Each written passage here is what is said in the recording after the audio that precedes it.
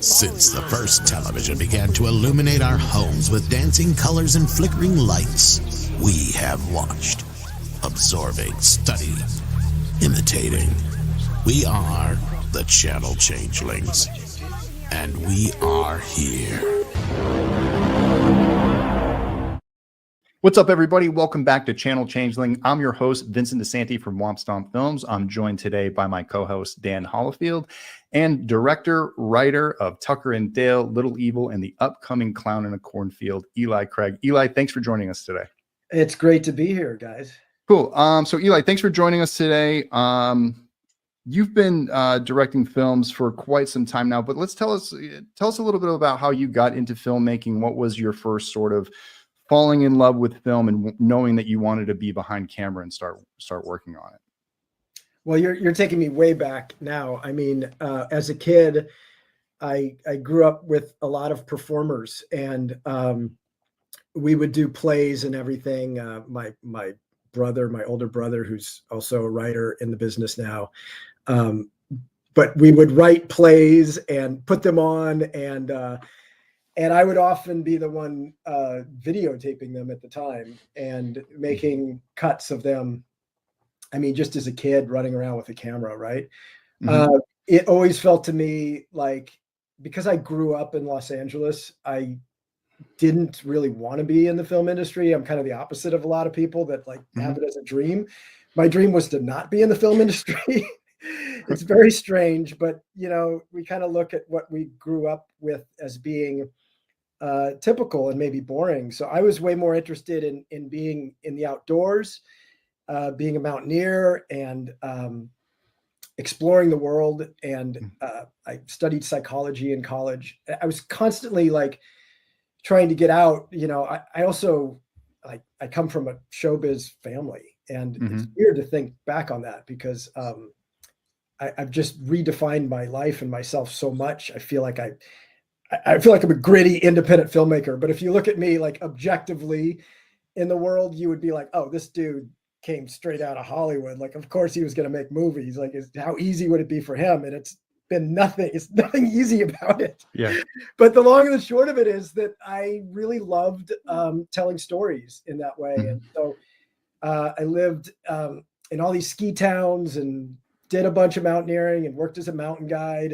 And I found myself always pulled back to the camera. I got to do a little bit of acting as well. And whenever I was acting, I would end up in the director's chair, or not in the director's chair, next to the director who was in the director's chair, and asking them questions. And I remember this one time I got to play a small role in Clint Eastwood's film, Space Cowboys. And I sat next to him a lot of the time we were shooting, and to the point where he was kind of annoyed. He'd always look over, and there was this actor kind of sitting next to him. And he looked over at me and he's like, what do you want to do? And I was like, someday I'd like to do kind of like what you're doing. And he just looked at me long and hard and he says, just do it then. I was like, okay. And I sat back. I was like, well, how then? That didn't explain anything. And I was writing scripts and everything at the time. And I just decided I didn't really want to be an actor. I didn't think I was very good. That's part of it. But also it was there's so much fluff around acting. And as somebody who's likes to be dirty and in the mountains and working hard, I couldn't stand being in a trailer and waiting for my line. And 99% of your time as an actor is waiting. And I just went nuts. So I ended up applying. I'd already graduated from college at the time, from University of Boulder, Colorado. And I'd written some scripts and I'd done some of this acting, and I applied to USC Film School, and I got in. And it was a strange year for me because I was trying to make a decision between these two worlds. And I guided this trip on Aconcagua, and I got an invite to go climb Everest, but that's $70,000. And I got this invite to go to USC Film School, and I couldn't do both, of course, but I knew USC was incredibly expensive. So I could get some help from my parents from USC, but zero help going to climb Everest. So I chose to go to film school, loved it, and kind of never looked back. And I just have loved writing and directing when I get a chance, the things I write. So that's a great segue, because I do like to talk about film school when I get to talk to people, because everyone has different experiences. Like I went to I went to Hofstra for a year, which was really fun. So that was more broadcast oriented. And then I was chasing a baseball dream. And so I ended up transferring to a smaller school that had like a TV station, and we had like editing software, and we had some classes, but USC Film School is like the gold standard of what film school can be. So do you feel like at that time when you made that decision, you had all of these, like you were discussing about that time we were with Clint on set and seeing him doing it, and now you're putting it into practice. Do you feel like all of these feelings and questions that you had about how to do it, did USC or did the film school experience kind of like put those pieces together for you and understanding how to take that and now start doing it? Not at all. And that's why I've only done 3 films since I graduated, but I'm proud of having done 3 now. Not at all. But what it did do was it lit the competitive part of me up. Whereas I'm a guy that can like kind of go with the flow, right? I'm not like really an A personality. Like if you put me in charge as a director, I'm like, cool, like this is what I want to do. I'm very much a collaborator. I'm not really like, probably sadly, like the most ambitious person in the world. But if you put me in a room full of truly ambitious people, I will become ambitious too. And USC, I've never been around so many people that were so hungry and really well educated. I was hanging out with stoners, and I was climbing mountains and skiing. And all of a sudden I was around these people that had graduated from like Stanford, and, they're all graduate students, and they were so hungry for film. And so I threw myself into it. And if anything, I kind of became very sort of reactionary to their reverence of film, and sort of just I grew more and more irreverent. And that's how something like Tucker and Dale could come out of me, because I was like, I need to make fun of all these people that are just like, oh my God, they revere film so much and all these stories mean so much to them. Let's do the reverse of what everybody's doing. And so I've kind of made a career of doing the opposite of what everybody else is doing. So is that it? Was that the point where Tucker and Dale came from? Was that something you wrote coming out of film school? It was, yeah, it was. It was with my co-writer at the time was a fellow USC film graduate, and it was a combination. We're brainstorming. We had written a script together and spec'd it out. I got an agent off my short film. And this was a short film out of USC, and it was this thing called The Tao of Pong. That was a straight comedy. Jake Busey's in it, and Paulo Costanzo, and it's quite funny. And for a short film, which are sometimes, sometimes a bit of a grind. It's very comedic and somewhat commercial. And so I got an agent out of it, and that made me like kind of a hot commodity at USC Film School. So everybody's like, "Where's that guy? He's got an agent." So I started writing scripts with a friend of mine, and we had written one that kind of didn't do anything. And we were brainstorming other ideas and going back and forth. And he grew up in a similar situation where he was like grew up out in the woods. And I was like, what's funny is if in the woods, like we were talking about reversing those stereotypes, because I had spent so much time in the woods, and like, I said, if you run into a backpacker out here, because I used to teach outward bound students and stuff, if you run into somebody outside in the woods, they're just going to like want to have a conversation with you or have a cup of tea with you. They're not going to try to murder you, but you couldn't get it out of people's minds, just that fear in the woods. So yeah, we came up with the idea to reverse it. But it was never easy to make. It wasn't like as soon as we wrote the script, it was like the financing was on the way. It took years to put the financing together. So yeah, let's talk about that a little bit, because coming from that independent sort of spirit and coming up with your project, I think that's a lot of things that a lot of people don't really understand. It's just like even ideas that when you look back at them and see it, it seems like, oh, that's a home run. That's great. Everybody loves that project. Of course, they must have made that right away. So what was that like? What did you have to persevere, sort of taking your script from place to place? What did you feel like you ran into the most as the biggest obstacle? Well, I guess that's why that hunger coming out of film school, because I was already in debt so much. I was like, don't let all this debt go to waste. Like I have to at least make one film out of film school. The first thing was we just tried to sell the script. We're like, let's make a few bucks. And since I had an agent, sent it to every studio, every player, every producer, everyone in Hollywood that would pick up and read a script, read Tucker and Dale. And nobody wanted to make it, right? So it's not like now it's so weird to look back and people are like, putting it on top 10 lists of horror comedies of like all time. And it's insane because nobody would make this film. And so we sent it, one of the people kind of like, it didn't get made, but it kind of get kicked down to this guy, Thomas Augsburger, who unfortunately passed away, but he's a producer who had done like Mr. Brooks and some small things. And he was friends with this guy, Deepak Nair, who had done a movie Bend It Like Beckham, which did really well at Sundance. And they kind of said, like, if you give us the option, we'll try to finance it. And they sent me on just these wild goose chases to find money all over the place. Like I was in the aisle, and this is part of the fun of being a filmmaker, right? Like, sure, let's go on a goose chase. Yeah.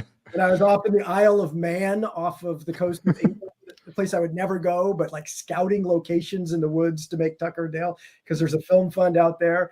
I was in North Carolina. We looked at places until I found out that nobody's going to go shoot a film in the woods outside of Asheville because there's no like crews there.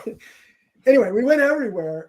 And then finally ended up in Calgary with Tyler Labine, who's a Canadian actor who I really got to choose. I finally got about $1.5 million, right, to make Tucker and Dale, and it was just like, well, let's just make it work for the price. You end up at my level, like backing the movie into the budget and just be like, okay, I'll make this work for this price, however I can.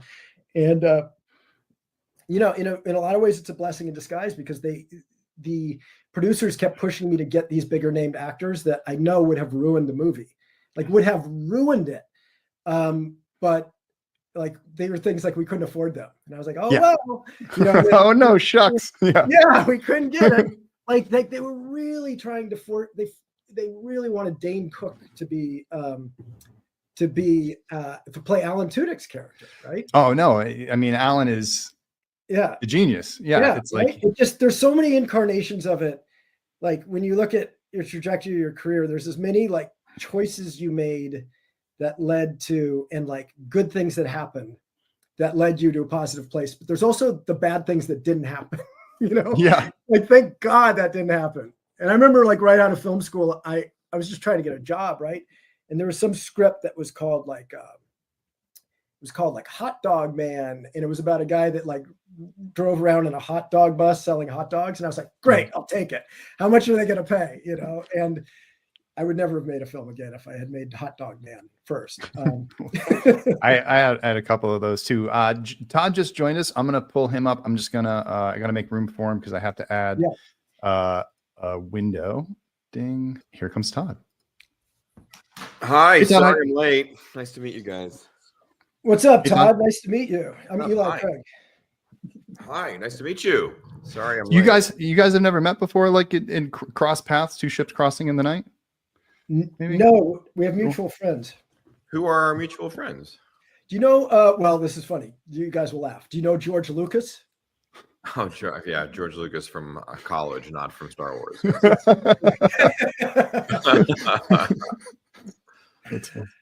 know There's a George different George Lucas that is L-O-U-C. Yeah, he's our mutual friend, I think. That's cool. And- I've known him for so long. He loves Fish, the band Fish. Loves them. What's not to love? Yeah, name anything. I can't think of anything. And then Todd, I don't know if you recognize me, but we've worked together before on Chad. I directed. I was the PA who directed Never Hike Alone. Oh my God. No, I don't remember that. But hi, nice to see Yeah. you. I know it's been. I mean, it's been. Were a you while on since- Chad in Portland or were you on Chad? No, in COVID? LA. In LA when we were shooting at the studios. Yeah, I remember. No, I remember Chad. I mean, the thing that that show was crazy because it was what I was doing when COVID hit the world. I was up in Portland prepping that show. We were like a day from shooting the episode, and then everyone got sent home for the next 2 years. Just there.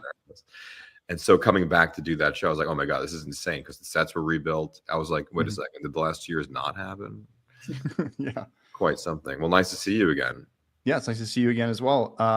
Yeah, so we're sort of mid-interview and mid-recording, but this can all be edited out. Well, this is the good stuff.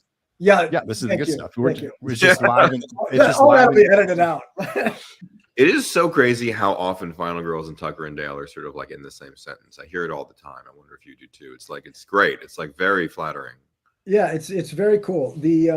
I think they have similar sensibilities, you know. So, yeah. I was just watching your film again because it kind of gave me a reason to, and I just forgot like not to fluff you up any, but like just how well done it is for the price. Like it's the story is you can see how it might wear itself out, but you just like kind of like figured out how to keep the interest like cinematically. It's like there's a lot of choices in there that I was like, oh, well done.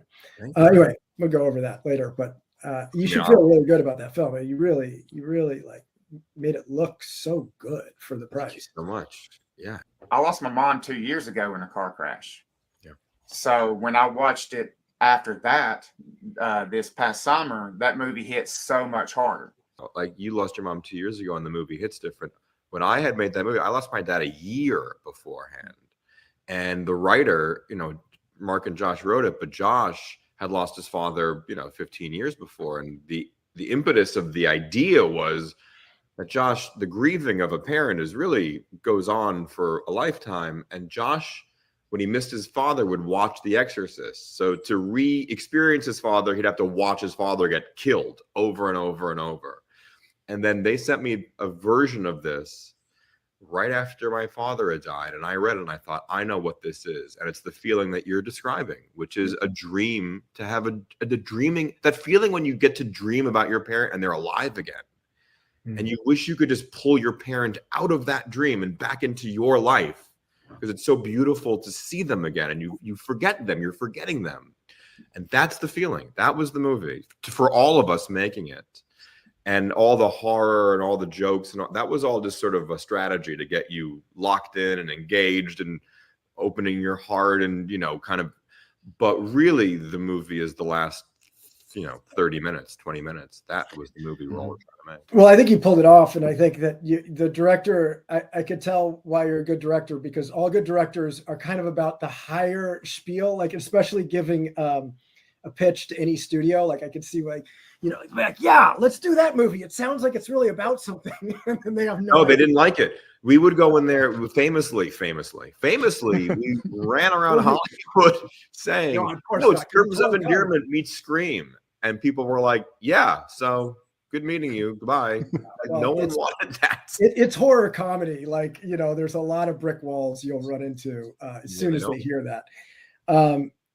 Before we move on to your questions, but I think you got the performance out of Malin Akerman in this she was so great in this. Like, and the cast, like you have this like magical cast in that movie. Because you said the studios rejected that. I have complete familiarity with that. I've yet to make a studio movie. Well, Netflix, but they didn't, they did. It was like the indie side of Netflix. Right. And so you had to go find the cast yourself, put together the financing for Final Girls. How did that go? It took a long time to get the money for that movie. When the movie's written about now, years later, it's a lot of the phraseology is like ahead of its time, and it's great in the rear view, but when it was happening, it was very challenging because this tone and the nostalgia of it was really not in culture, so people didn't know what to make of it, and a million questions about the tone, 1,000 questions about the tone. The way that we ultimately got the money was to agree to make it PG-13, which was something that we all were very upset about. It was written to be a love letter to, all these movies. So to be Dead Alive level gore and, all physical effects and all that stuff. And And it was either like, you don't get to make the movie or you got to make it like this. And we thought, well, it's better to have the movie and we can figure this out and be clever about it. And I think that, in the end, I think we were pissed, but in the end, I bet that if we were editing the movie, and it could be if we were editing the R-rated version, I bet we would have taken out a bunch of the gore, because what was clear was that you do fall in love with these characters, and it is a movie about grief in the body of a horror movie. And if the filmmakers are kind of like treating all the kills with glee, like fuck, let's rip you limb from limb and bask in that, probably going to make it a lot harder to feel for those people. And yeah, that's the line I try to walk. no, it's not an easy line to walk, and it really helps if you just really feel that in yourself, and it just kind of comes out naturally. And the casting was, it took a long time. It is, that was quite the cast at the time. Everyone was about a year away from blowing up, and but everyone just I was friends with probably half the cast, and half the cast were new people. Like Divine, I knew, and I sent it to him, and I was like, pick the role. Like, who do you want to be? Middleditch was the same way. Alia, I wanted to be friends with her. And Malin, to go back to the question, was, she, there were a million different people in the movie before it ended up being Malin and Thaisa as the mother-daughter pair. And it, movie came apart, and just timing and just all that same story. But Malin is amazing in that movie because she really is she does that tone. She I always thought the casting is the tone. Like I got so sick of being asked what's the tone, and I was like, just look at the cast. That's the tone. You have these people that are known for really grounded, sort of fragile performances. Thaisa is a real actor, And then you have people that are like hilarious, improv people, Adam Thomas. You have Alia, who's like indie queen, like very cool choices, And then you have like Alexander and Nina, who are a little bit more from teen melodrama, Vampire Diary. So it's got like a little pop culture. It feels young. It's kind of got a little bit of that melodrama in it. And I thought, can you stop asking me now that you can sort of see the poster? And the last thing I'll say is that Malin, I think Malin is amazing in that movie, and it's one of her favorite performances, she has said, in the aftermath. And it's because she had just become a mother. So she had a newborn baby on the set. Like, she was a mother just a few weeks ago. So it was really alive for her to take care of this daughter, to, imagine what it would be like to lose her, like it was just a lucky break. It was right at the surface for her. So all those tears and all that warmth and saying goodbye it just was coming right out of her because she had just given birth. And I think that's why it sort of has some weird staying power, because it was just really authentic. Yeah, I think that, it's a blessing in disguise that you pulled back on the gore, because it sort of let that emotional through line really stand out, and it became the central thing of the film, and the comedy stood out as well. In fact, one of the things I grabbed today for this was I have the Stanley Film Festival pass the year I went to go see it, and did vote for it to win the audience award. So what I want to shift into is, you go through all this trouble trying to get the movie made and trying to get people to understand it, but then you go to South by Southwest, you go to Stanley Film Festival, and you have this great run with it where it's winning audience award after audience award, and people are falling in love with it. Also backed on the fact that you were making this with a feeling and a purpose. Was that like a huge sense of relief to reach those milestones of being like, people were ready for this movie and they did want to see it? No, it was heartbreaking, because it was just awful, because we all loved it so much. We put all of our hearts into it, everyone involved. The crew, it was a $4.5 million thing. It was no money. It was maybe less. It was like 20. So we killed ourselves. And obviously the people involved in the movie that had lost someone were putting all of their grief and all of their heart into it. And we wanted it to be a big hit. We thought it could be in theater and big screen, and it could do that. And the place that had given us the money for the movie was very generous and very supportive creatively, and we got money. So they did a great, huge thing no one was willing to do. But the risk was that they were like a VOD company, and the deal was, if someone wants to buy this movie, we'll sell it. And if they don't, we're going to release it. And I thought, well, I'm going to take a bet on myself and the movie. And someone surely is going to want to buy this movie. And we had this crazy screening at South by. We were opening night South by. The whole cast, the room fucking lit up. It was just the greatest night. And then A24 made an offer. A couple other places made offers. And our financiers didn't take the offers. Wow. And I thought, oh no, the worst case scenario is happening. They're going to release this movie and the poster's going to be bad and it's barely going to come out in theaters and it's just not going to be cool. And so that whole film festival run was beautiful to see it with people and to get that reaction. And I was worried the horror community would be upset about the PG-13, but no, they loved it. They loved that it was something else. And that was really consoling. But the whole time it felt like I was sort of celebrating miscarriage in a way. Ooh, wow. Yeah. I mean, but that's what it felt like. It was so heartbreaking. I was like, we're all celebrating and it's all so great, but guys, it's barely going to get released. And that is not a good feeling for all of us. And that's what it felt like. But I'll say now, obviously, we're doing this and, you know, it really did. Just like Tucker and Dale, like these things, they get a life afterwards if they are special. And it happened pretty quick. Like even in the year and 2 and 3 after the movie came out, New Beverly was screening it and people were screening it at summer camps. And it just took on a cult, like people were doing fan art. It just took on a cult life thing. I see it referenced constantly in other movies, that are sort of taking things out of it. And I remember someone once told me, they're like, it's better to have influence than success. And I was like, what does that mean? And they were like, well, the Velvet Underground never sold any albums, but everyone that bought one started a band. And I thought that's a smart thing to say. Maybe I think we're paired up interestingly, Todd, because nobody ever understands that except for you. I just said it so exquisitely. Like people always think Tucker and Dale must be this, and I'm finally able to embrace it. Like now in my life, it's been 15 years basically, and now I'm like, fuck yeah, I did that. Like, yeah. But it felt horrible to make, because like you, I believed 110% in this. I thought this thing's going to be the next Evil Dead. Exactly. But it's not Evil Dead. It was Evil Dead because Evil Dead was Evil Dead, but I thought I'd be the next Sam Raimi. Let's put it that way.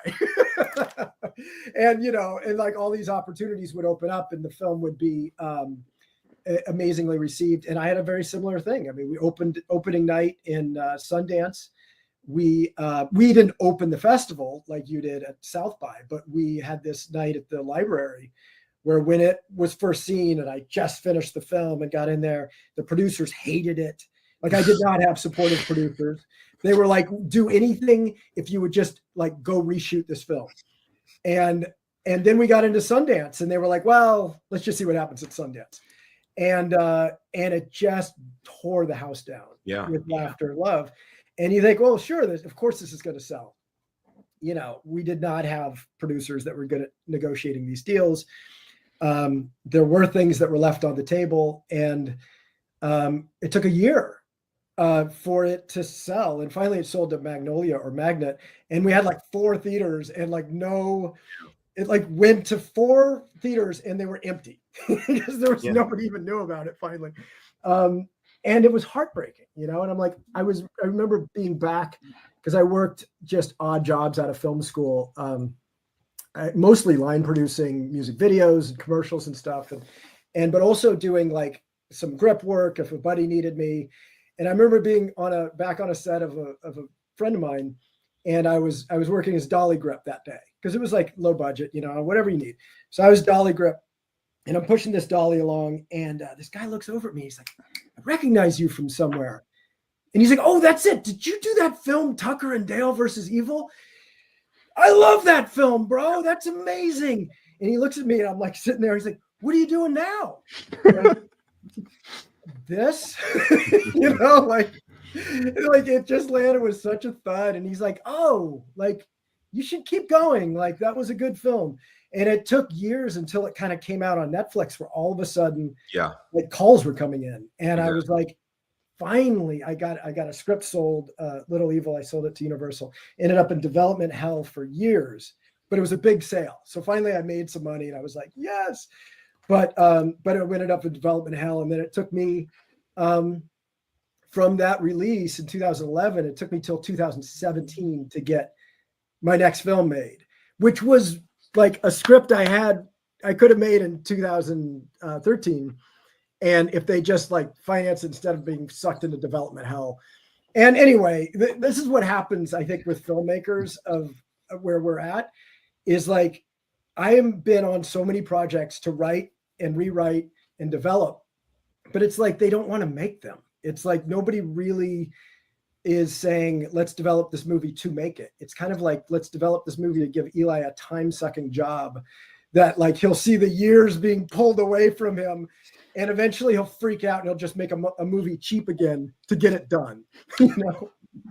I mean, I will just say the thing that really is sticking out about what you just said is when the person or whoever goes, I love that movie. Like, Yeah. Isn't that enough? Like, I just remember how awful it felt. I mean, when the thing and how it came out and all that. But in the years afterwards, that it became a cult movie. I mean, it's a rarefied air to be in the cult section. All my favorite movies were cult movies, and all the movies I referenced for Final Girls were cult movies. It was all Evil Dead and things like that, and Dead Alive and all those things. And then the movie's about a cult movie. I didn't even put it together. I was like, wait, the movie's about this, and everything that I loved as a kid was this, and it became this. We should have a self-help group, Todd, because you're awesome, dude. You're awesome, bro. Just for people to, there's not a lot of people that fall in love with your movies and they watch them, they become perennial movies, you know? And Dan, what you were saying about it hits different when, you lose a parent. Once a week, without being hyperbolic, really, even 8 years later or something, someone DMs me and goes, I watch this movie every year on the anniversary, or, I lost my mom and this movie does it, and it gets it in a way that other movies don't. Yeah. And what comes from the heart goes to the heart. And even getting one of those, even getting to make one thing like that, isn't that better than making a bunch of movies that everyone forgets that make a bunch of money? Maybe that's better. Well, but it is funny because we both set out to do that. And then when we did it, the both of us were like, well, this kind of sucks. Exactly. And then now that all this time has passed, I'm like, no, that's what I want it to be. Like, I actually got what I set out to do. I wanted to make the next cult film. You did too. And they both became that in the same way, like you said, that Evil Dead did. It just takes more time. Exactly. And I mean, just talking about I was very sad. I mean, it really broke me kind of. My confidence got a little bit tanked, and how could that have happened? And you don't want to get cynical, but it starts to bubble up inside of you. But every time I'd go, whenever someone asks me to do a podcast or we're doing a screening, do you want to send a video in or talk? I always say yes. And I always go, because there's nothing more fun than watching that movie with a crowd of people. And it works every time. And they yell and they scream and oh my God. And it's such a pleasure to watch it work like a roller coaster. And it healed me up. Yeah. Over time I'd go and all the fans, and that it just became a center of a specific horror fandom, got me back to feeling like, let's make another movie, and it was the fans that did it. If that movie just kind of like laid there like a dead chicken or whatever forever, and it was never talked about again, and no one ever, and it was just forgotten, that would maybe be the end of it, and it was the opposite. So it's definitely not a miscarriage. You have a child. And it wasn't. Yeah, it wasn't. But at the time, it sort of felt like it was. Well, it was like Billy. It escaped into the woods, and it's you know what I mean. It lived its own life. It definitely has that staying power. So that's actually, I mean, this is a really good subject to talk about. I mean, especially if there's any filmmakers watching this, about like when you get to those stages in your career, what did you do to refocus? Because you had your career moving forward, you were doing a lot of TV, both of you working in different aspects of the industry. Can you talk about that period of where you found yourself getting the momentum again to sort of like, what, I'm going to make something else, or I have this new project that I'm working on, so I'm going to refocus and focus on these. How did you make that switch? I just kind of kept going, to be honest, because I didn't really have a choice. I mean, I had kids. As much as I'd be like, I could do something else, my experience, I told you before, like leading kids in the woods and mountaineering and or being a ski bum wasn't really a very lucrative avenue either. So and honestly, the writing side is very lucrative. I mean, sometimes you get paid an absurd amount to rewrite a terrible script. But it still was disheartening that like the jobs wouldn't come that I really hungered for. I was determined to make every step of the way from film school. Basically, I was be like, okay, I'm making this short film. If I make a good short film, I'll just promise myself I'll make another film. I made a really fun short film. And then I was like, I got to make one more movie. I got to just see this through and make a feature and just see how it is. That was Tucker and Dale. And I was like, it didn't do what I wanted to out of the gate, but I love that movie. And I made the movie I wanted to. And I truly got to make the choices that I wanted to make in that movie, including casting people I wanted to cast. So I was like, I got to just make one more movie, right? And then I made a movie that I adore that like feels like the deformed stepchild of my, we'll see how Clown in a Cornfield does after this. But Little Evil to me is like adorable. And I absolutely love the movie for what it stands for and everything. And I think Adam Scott's terrific in it. And Evangeline Lilly is wonderful. And so I fell in love with that movie. And then I was like, okay. And then, there were constantly things in development. Finally, after that movie, I was like, I'm going to do 4 things at a time. It's going to be really hard, but I'm going to write and juggle 4 different things. And then, as COVID was happening, I saw everything kind of get heat, and then like one after another, all 4 fall through. And fortunately, like the 5th one years later, got financing, and we just made it. And I think it's going to be a blast. I mean, it's not going to be a huge release. It's not going to be super wide release, but it's going to get released in theaters. And I'm really excited to see what people think of that one. Mm-hmm. So you just stay with it. You just stay with it. You just keep writing, keep working. Say the question again. It's how if you lose your... Well, I mean, you said you got to that point where, it felt like a miscarriage, and it didn't quite, I think, get to that place for you yet where it was rewarding, but you still had to keep going forward in your career and move on to the next thing. So how did you push through that period of moving on and finding new work and looking for the next thing? I think you just feel like a mule, like you're just like a mule and you just can't stop working even when you're old and tired. You're just a mule person. I mean, after Final Girls, I had set up this TV. I mean, it was kind of it started to compound on itself, honestly. Like the Final Girls, I was very proud of that movie, and pretty quickly people started to celebrate it, though it was not released in a way that really helped me. I had written a pilot with my best friend that we did shoot, and that was another psychotic thing that did not get picked up. But that at least they dragged it on for 8 months. So that was kind of another one of these like, oh my God, what's going on? Like every time I trust my North Star or do something that I think I'm screaming in my voice, in my tone, whatever that is, I'm screaming it. And it's not working. No one wants it. That's what kind of gets in your head. Because then you start to, just when you have to make a decision, there, it just becomes, it bifurcates. There's a sort of a binary in your head where you're like, well, I think this, but maybe that, and then you're sort of in trouble. Mm-hmm. And it's a much more, for me at least, sort of subtle, subterranean problem. It's not just like your confidence. It's actually like how you think, it's like that innocent part of you where these ideas come from. You don't even know, how did they get here? You don't know what that thing gets a little bit fucked up. And it happens to a lot of people. It happens, I'm sure, Eli, that's kind of what you're talking about. Like, when you've got to come up with a million ideas and write these things and you just send it into a wood chipper, it just makes the part of you that has to come up with these things a little bit gun shy to keep doing it. Right. I was just saying that to my wife today because we were reading through another horror comedy I have, and it's an adorable, wonderful script. So funny to call it adorable. It's so cute. It's a love story within a horror movie that is like it's right now. It's called The Hills Have Eyes for You. And it's a family of mutant killers that have this like black sheep of the family that is an artist and sort of he's this cleanup squad, but he's the artist and like lover, and he reads on the side, and he's a vegetarian, and they think he's such a total screw up. And they try to pull him into the family, and of course his very first kill is this group of college kids that comes in, and he falls in love with the girl and has to like figure out how to rescue her. And he's like, and it's just this really odd, super like something I've never, the closest thing you could say is Warm Bodies, which is the zombie falls in love with a girl and it kind of breaks, the love breaks through. It has that heart to it.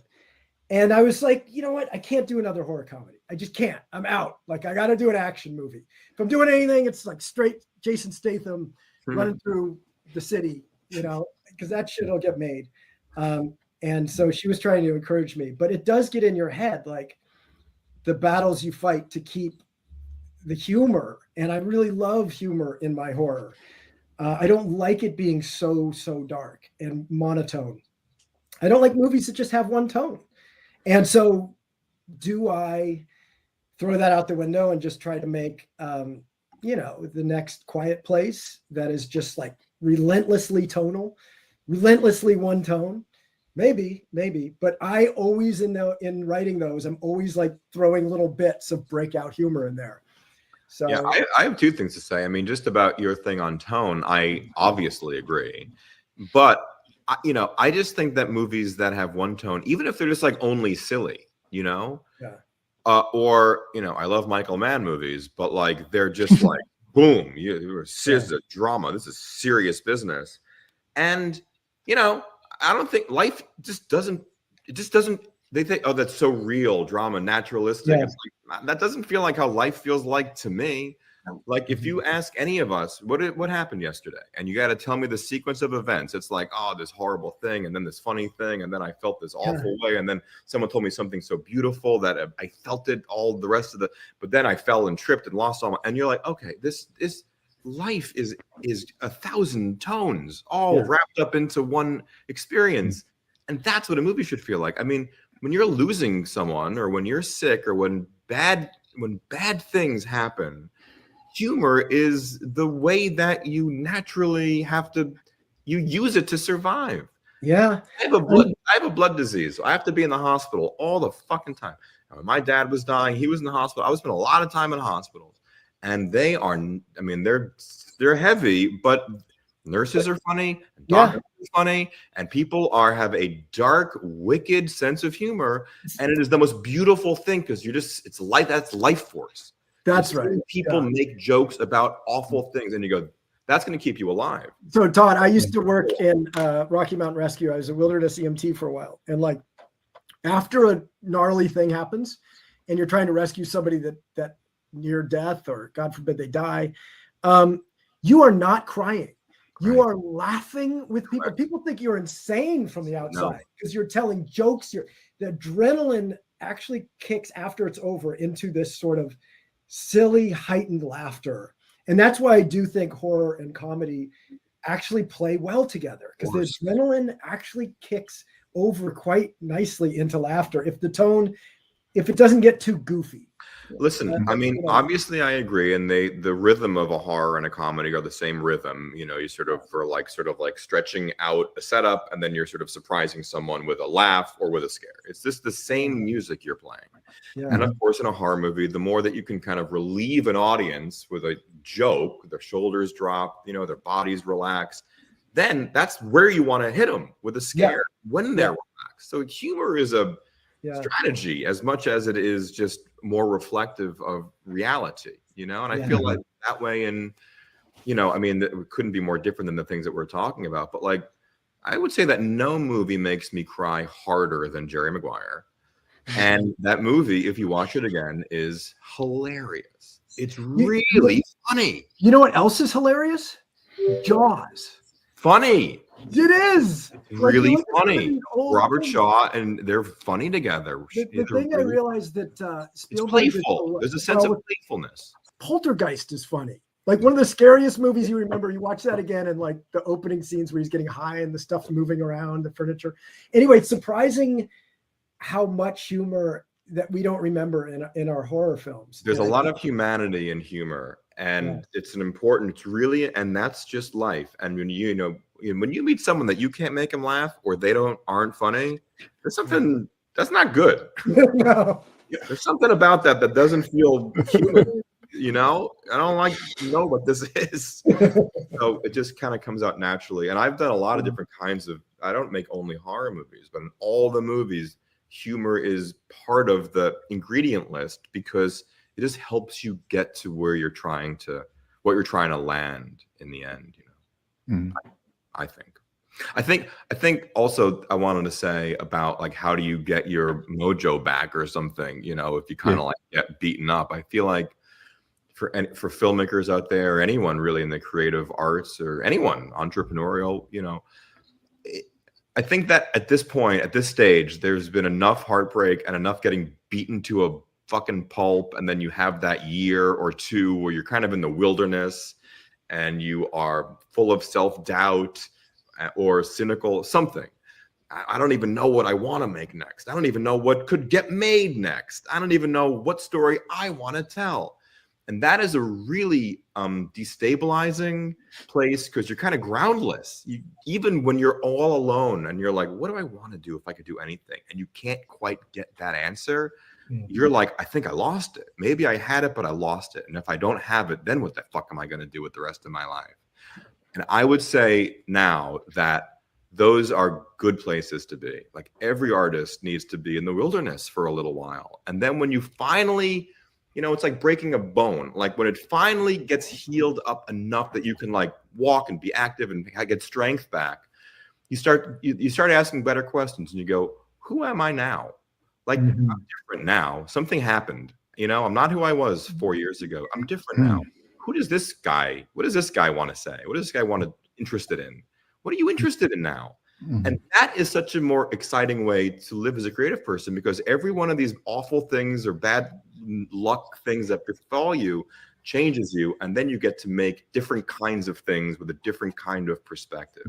That's a way to look at it, where it's iterative, instead of like just getting beaten and beaten and beaten until you're nothing, Well, it's like, you knew entering the arts too. Like, I sort of craved the beatings a little bit. The only reason not me. I wanted yes, man, everywhere. No, I was like, I want to do a film like Tucker and Dale. I want to make it as hard on myself as possible. I had chances to do stuff maybe a little easier, and I wanted to do the hard thing, and I wanted to make film that wasn't made before, and I did go that route, and I did get beat up a little bit. And it's funny to be like, oh, and it did teach me the things I wanted to learn. Yeah. And now I'm at a place in life where I'm like both a little resentful for getting the shit kicked out of me, but also learning that like I needed that. Like, if I had tremendous success right after Tucker and Dale, I would have been done. I would have been done, because or you'd be making the same thing over and over, or you'd be kind of like frozen in time. Like the interests you had when you got big kind of freeze a little bit. Yes. Unless you're a very specific kind of very curious, person, you might just keep on doing that thing. Yeah. That kind of got you where you were going. And it's much more interesting to have I think the filmmakers that I like are the ones that, wow, they gave that a shot and they tried that, and wow, look at all the Jonathan Demme. Wow, you could do that and that. What an expansive creative brain. Spike Jonze is the same way. Wow, you can do this and that. That's cool. I like that. Exactly. So you and I were not that old, Todd. Here we go, buddy. We're not that old, but we are wise. But we are wiser than we were when we made those movies, and that's a good thing. I'm going to say thank you, just because as a filmmaker, hearing that is definitely something that's definitely inspiring to hear. I almost find myself in that place, because I just did, I started making that Never Hike Alone project in 2017, and we were supposed to finish it in 2020, and COVID hit, and we got pushed back, and I was helping produce other films, and all of a sudden all these other films were getting in the way of this little dream project that I was going to make, and 3 years turned into like almost 7 to 8. And now I'm at the other end of it. I was able to make everything and do all those things. And it's sort of, once you get done doing this long project, you look out in front of you and be like, all I've been doing is this. Yeah. And that's been the safe place to kind of like operate. And like, this is what people expect of me now, or they want to see something like this. Oh, come up with a new slasher or do this. And it's like, but I don't want to tell another slasher story. I just told my slasher story. I want to tell, a love story. I want to tell, this type of, and it might be in the horror world, but I think that one of the most beautiful things about horror, and I think that where it really excels, is when you take another genre and just blend horror into it. So you tell the story of a love story or a comedy, or, if it's a cape, or if whatever that film is, if it has the horror elements, you have to tell the story and get the characters right. If you're just making a horror film just to hit all the horror beats, it sort of doesn't have that same impact on fans that I find. Yeah, but that's the thing with genre filmmaking, is that you always are, there are always Trojan horses. And what's great about horror, always really, but especially right now, is that you can get those movies made. You can get them made. And also because financiers and stuff feel a bit insulated, because they know that horror is going to work in a way that horror comedy or whatever, some period comedies never don't work. Those are the only ideas that I have. But because the genre is going to work, you have more latitude to do something interesting inside of it. And I keep on finding that filmmakers, directors, can direct the hell out of these movies, because I can't think of any other genre really where a director's style, visual style, is welcomed. Yeah. They get taken out of superhero movies. You can't really have them in superhero movies unless you're Christopher Nolan. They don't really belong in Netflix movies for whatever reason. They don't like style. They don't really belong in TV shows. So, if a director has like a big visual panache kind of a thing that they want to get out there, you can put that in a horror movie. And you always used to be able to. All the Nightmare movies were commercial directors that got their first shots. Yeah. And I love that I thought The Smile was, like, as a first feature, better directed than almost anything I've ever seen at a film fest. It's just like the muscular precision of the choices, strong, really strong. And that's just goes in a horror movie, and it's welcome. That would get taken out of a comedy. You can't do a shot like that. Like, you can't put that. It's going to distract people. But horror, you can do it. And I feel like that's another beautiful part of that genre, is that it welcomes filmmaking. When you grow up loving movies, and we all did, I sure did, like, there is a real love of movie making, and you kind of want to show off, like, I love movies. Let's have fun making a movie. The tricks of movie making. I know that can get obnoxious and in the way at a certain pitch, but isn't it thrilling when you see, some hotshot filmmaker make their second movie and it's Boogie Nights, or, and you're like, oh my God, what the fuck is going on? I love it. Yeah. Especially as a kid, I was obsessed with the movies where you could feel a filmmaker, where you got to see someone's language, visual language. I loved it. And I wanted to do that. And it made sense for Final Girls because it's a movie about movies, and they're sort of stuck inside of a movie. So, one of my big additions to it was like, well, the movie should be the bad guy. Like, I know we have a bad guy, but the movie itself should be the bad guy. It's going to trap them in slow motion and get them caught in loops and start again. And isn't there an interesting visual way to kind of portray some of those dreamier ideas? And I love shit like that in movies. And I thought, let's do that. And also just filling it with Easter eggs, like, the idea that every language is built from the grammar of other languages, like let me just sort of take, a verb from Argento color, and let me take a shot from Raimi, and let me do a move like this, and let me just build it from kind of like pop art, you're sort of reprocessing imagery and turning it into something new. And I thought that's a kind of a fun way it's a good way to make this not a fucking parody, because a parody is just doing the exact same thing. But if you can reprocess bits and pieces of another thing, you can turn it into a third, something new. And then it's not parody, which I was also very worried that people were going to think this was like another scary movie or something, which it really was not. One of the things I really loved about Final Girl was that approach that you took, the cinematic quality of that. Unlike most, like when you think about a slasher film, they're pretty cut and dry. They don't really get big, scopy, and scaly. Like, you actually, you got big wide shots, that big open field shot at the end with the purple sky and the lightning, and getting wide to see, Billy jumping down, on fire, and all of these different things. You really sort of took that element of like of this, like, and we talked about this before when we had met at Stanley about taking the dullness of a slasher and putting some bright tones into it and making it a little bit more lovely and fun. Can you talk a little bit more about that? Yeah, I mean, there are probably a lot of threads happening. First is those are the movies that I liked, and that's kind of the filmmaking that I liked. And I think that when you feel a filmmaker having fun and being playful with the way the story is being told, and that it just kind of gives the audience a lift off. It's like the inverse of when you see kind of what Eli's talking about, of like these monotone, dark, an audience just kind of like turns into that. But the movie's kind of crackling. The audience is doing that too.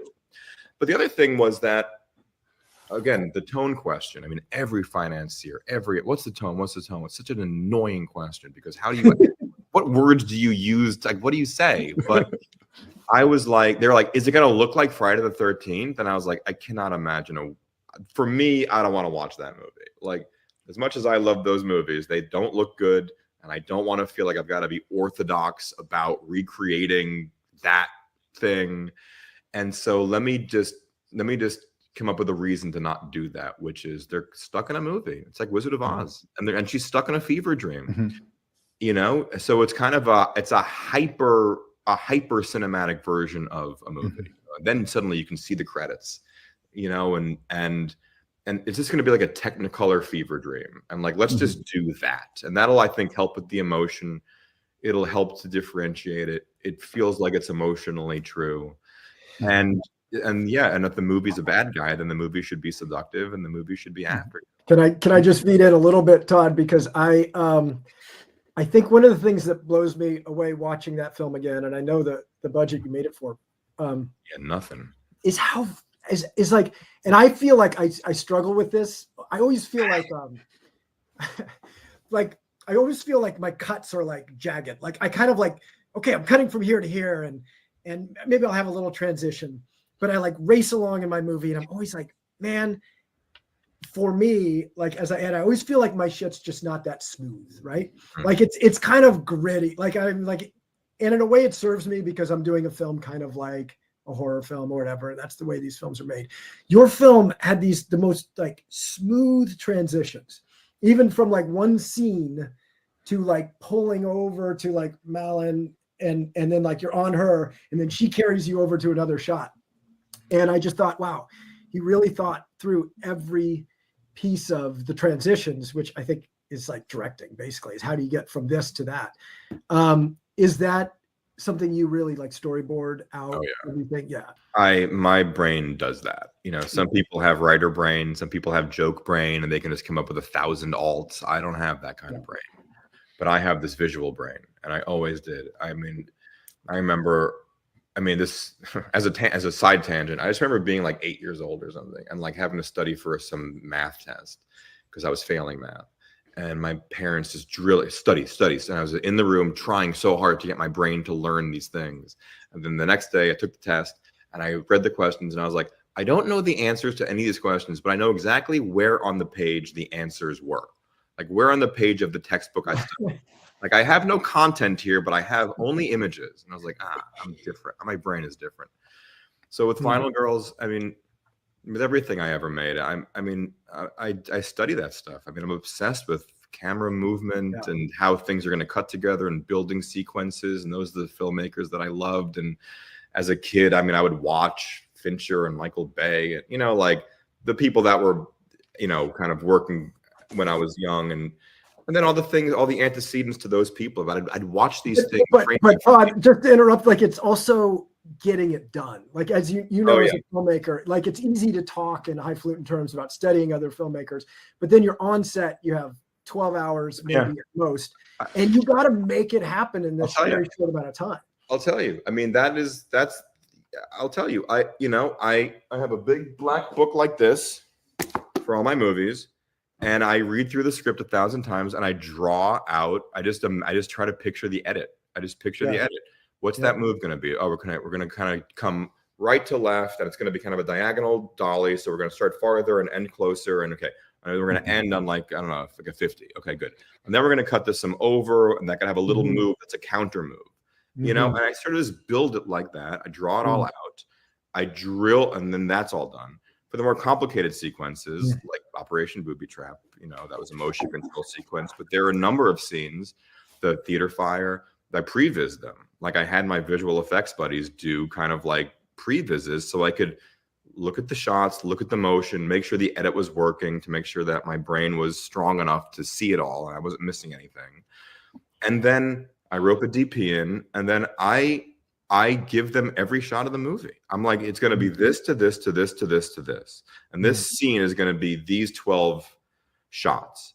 Do you have a better idea? Do you have a better idea? And then it becomes a conversation. And then we video storyboard it. Like a tremendous amount of effort goes into those things. And the AD gets roped in. And then when you're on set, you just go, well, I fucked us today, because in order to do today, we're going to need to do 55 setups. And here's all of them. We have 55 shots. That's just how it has to be. And then it's unpleasant because you have to defy gravity all day. And it's your own fault. Like, you're like, surely you could have done this in 40 shots, but it'd be cooler than 50. But then you have to keep this pace all day. We have to get this, we have to get that. And yet the actors start to feel your urgency.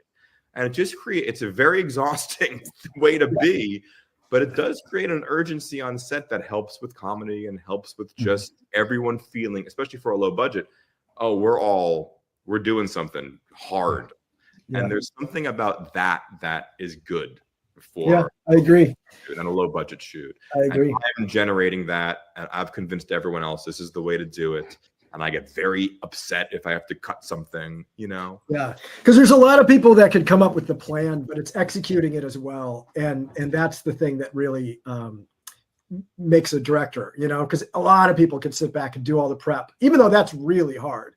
But then also to be able to scrap it and be like, actually, we don't need this shot. Actually, that happens. I mean, that happens.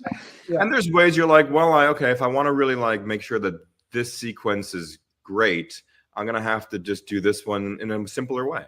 Yep. And that's fine. Let's do this one in one take. We'll just sort of like do this all in one thing, and maybe that'll be harder. Or we'll just do this in simple overs, and the movie could actually use some relief from how tight, and precision it is. Let's just open it up for a second and let it be loose.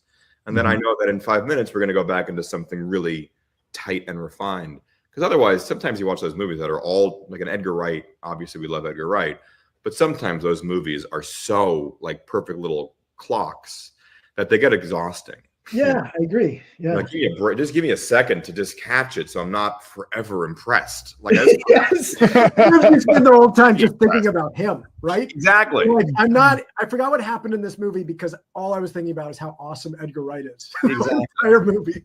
That's how I feel. So in Final Girls, you'll notice like the action scenes have a lot of panache and ins and outs of things, and some of the more dreamy things do. But when you're in like an improv comedy sequence or a really emotional scene, it's just as simple as you can get, and it just becomes about them, and that feels like a good kind of balance also. So it's not all just like hey, I'm strangling you to death, look at me, but it's caring about that stuff, and fighting for it. One of the things you said before, Todd, that I liked is that the film itself is sort of the villain, the camp.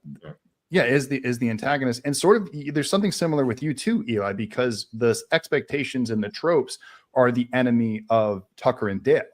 They are experienced things, but the movie tropes and things are actually the evil entity existing under the surface, and the prejudice of it was the evil of Tucker and Dale, right? prejudging the situation was the evil. Yeah, it's the tropes were the sort of evil that worked against them were the evil. I thought that was fun. In a way, yeah, that's the movie. In a way, the tropes, the movie is the evil. I never thought of it as the movie itself being its evil, but I also think there's something about Tucker and Dale that works like that. I don't get from Final Girls, which is you're so worried the film is gonna suck, like you care so much about the film and like the people in it. And you're so uncertain that the film might let you down and end up just really sucking, and you don't want it to, that it provides its own level of suspense. What, in Final Girls or in Tucker and Dale? Tucker and Dale. It comes from being worried that I'm going to blow it. as a director. And so there's a lot of people that watch it like, please don't kill Tucker. Please don't like hurt. That must Dale. be a great part of sitting in an audience, is that tension where they maybe don't totally trust the movie or trust the storyteller. Yeah. But isn't that's such a fun position to be as a I think storyteller? that it's You're very like, interesting because your directing is so assured that you're like, oh, I'm in safe hands. yeah, but it's very Whereas different. mine is so wild, you're like, oh God, anything could happen. Yeah, I think, and that's a fun tension to play. But I think that a corollary, if there had to be a parallel, is that I think that people don't expect Final Girls to make you cry. I think that comes out of left field. I think that you don't know that. You're like, how are they going to land this, and what this is going to be, and how's it? It's like fun and funny, and all these jokes, ha ha, fun. Yeah. There's definitely a very specific part of the movie. It's when Nina and Alia Shawkat die, where everyone stops laughing. Like, oh wait, what's this now? The movie's killing people. The movie's killing people and getting darker. And where is this going? And you're not so sure what's going to happen. I know what you mean. Like the movie seems like it's good just because of how it looks. So you're like, I trust this. Yeah. But I don't think you know where it's gonna. I don't think. It's gonna go to, make you sob at the end. And that I love watching the audience toggle into that surprise. That is fun. And to talk about multi-tonal, I think that's trends. Well, you too. I mean, what you did is very hard in that movie, which is to sort of create everyone's expectations and defy them constantly over and over. That's great. It's such a fun, that's another kind of roller coaster. It's really hard to do that. You don't see a lot of movies that do it, and landing it all with it not being a parody, or something like that. Well, and I think it takes those little scenes that you're talking about, like, and it came kind of later in the writing of it, where, like Tucker's laying on the ground looking like he's dying, and they have their little bro moment together, and he talks about catching frogs, and it wasn't that I let you catch him, you was quicker than I was, Dale. Yeah. Like you're better than you think you are. Yeah. And Dale takes that in. He's like, no, stop, Tucker. And they won't let themselves get really emotional, but it's so like emotional because it's really about buddies. It's about like loving each other as men. And I'm sure that on set, like this is another constant question they ask you, especially when you're working with comedy as an actor. And it's like, no one should be acting like they're in a comedy. Like no one should be trying to be funny, like ever. And a scene like that you're describing, like if your actors sort of try to ham it up or get a laugh or push it a little bit farther to just, it would ruin the tone of your movie. Well, and here's something that's very interesting. It's like how you direct people that are naturally like that. And I'm Tyler's a genius, but he hams the things up a little bit, right? He's very much a talker. So I would say to Tyler Labine, who played Dale, I would say, okay, because he'd improv, I'd let him improv, and then I'd say, I want you to think all that, but your mouth's too slow to say it, and just show it with your eyes. Yeah. And sometimes you'd see him do those takes, and his eyes would be like dancing around, and Tucker would be doing most of the talking, and it made him so alive because he was resisting doing something that was his impulse, and it was inside of him, but it made him like glow with inward intention. And it made him like kind of slow down a beat because he's very sharp and very witty. And it really worked for him. And then Alan Tudyk is such a like wonderfully trained actor, and just such an actor's actor. Like he in any scene could like bring Tyler into like this really grounded moment. It really ended up being a duo that, out of sheer luck, though, I targeted Tyler, and then Alan came to me kind of from the gods and made the film what it is. And those things are funny too, because you have other ideas. Like you just want to get somebody that'll get the film made, and you end up like finally at the last second, that guy who can get the film made drops off, and you have the money, so you get to cast whoever you want to. And we ended up with Tyler. I mean, we ended up with Alan Tudyk. So, but I actually have to jump, you guys. I'm so sorry. I have some other things coming up soon, but I love talking. Well, to you. I'm still around for 15 minutes. Yeah. Should we inverse the podcast where you? Well, yeah. Well, whatever you guys want. I can also get out of here. I got another. I could give another 10 minutes. Sorry. yeah. Dan, what do you want to do another 10 and then we'll call it a day? Yeah, we'll call it a day after that. Thank you so much. I just want If to you have say any other you know, questions, being here, I'm learning so much, and you don't know how the little kid in me is just giggling right now. You know everything. Thank you for pairing us up, Dan. It's fun to hear Todd talk about his work as well. Yeah, I know. It's I really good. never really got to hang out, and we're always in the same sentence. It's great. I know. Do y'all have any Halloween favorites that you like to watch around this time of year? I can tell you that as a kid, I hated Halloween. Here's my story about Halloween. Okay. Here's my story about Halloween. You know, you'd think that I'd be a big horror person because of the movies that I've made and things that I like. But when I was really little, when I was like 10 years old or something, I grew up in an apartment building in Queens, and I wanted to go trick-or-treating so bad in the neighborhood. And my parents, who, let's call them subversive, were like, fuck that, just do it in the building. And I was like, okay. I dressed up like a mummy and had to go to like 10 floors knocking on doors like I was selling encyclopedias or something. And I grew up in Queens, so my building was mostly elderly Hungarian people. And I'd knock on the door and they'd be like, I'd wake them up, or they'd be angry at me. And they didn't know it was Halloween, or they didn't know what Halloween was. And I got dates and pennies and fucking just not. And it was so humiliating. I felt that I had to keep on every door, all 10 floors. And I came back home like angry, and I wrote "fuck Halloween" all over my walls in a Sharpie. And then I never did Halloween or got dressed up again until 3 years ago. Oh, that's great. Well, It's a long time to be anti-Halloween. Yeah. That's a kind of a sad story about Halloween. Maybe cut that out. I don't know why I just told that story. I was flailing for an answer. Well, I love Halloween, Todd. I think Halloween's a great holiday. The anti-Todd. I have to say, I have always so many films I feel like I have to catch up on because I have kids. I have a 10-year-old and now an 18-year-old, and the 18-year-old can watch all the horror movies with me, but the 10-year-old still can't. So we don't get to watch as many horror films at home as I would like. But, you know, I'm catching up on things. And I saw a friend of mine's film that I should have seen a long time ago because he's doing Final Destination 6 now. But a film called Freaks the other night. And it was just a fantastic little horror film. Freaks, the black and white movie, or Freaks, the No, winter movie? Yeah, I think this sets it back. So not the original like 1940s weird black and white one. It's I think it was 2017 or 18, and really indie film. Like literally made it for $2 million, and it's you would love it, Todd. You should see it. Friend of mine, Adam Stein, made it. And watched Barbarian recently. You know, I like to watch Barbarian's the best. Like new things. I've yet to watch Long Legs. That's on the list. I'm really curious about that. So I'll be like catching up on horror things. I think I'll be watching Smile 2 because that's the production company I just worked with Temple Hill on Clown in a Cornfield, which hopefully next year people will want to dress up as clowns in a cornfield. Yeah, so I'll be catching up on things rather than going back to the classics. I'm just gonna say I'm gonna rewatch Nightmare on Elm Street 1, 3, 4, and 5. Is that your favorite genre growing? Was that your favorite like franchise set of films coming up? Freddy and all that stuff. Freddy was it. I didn't like the other ones as much.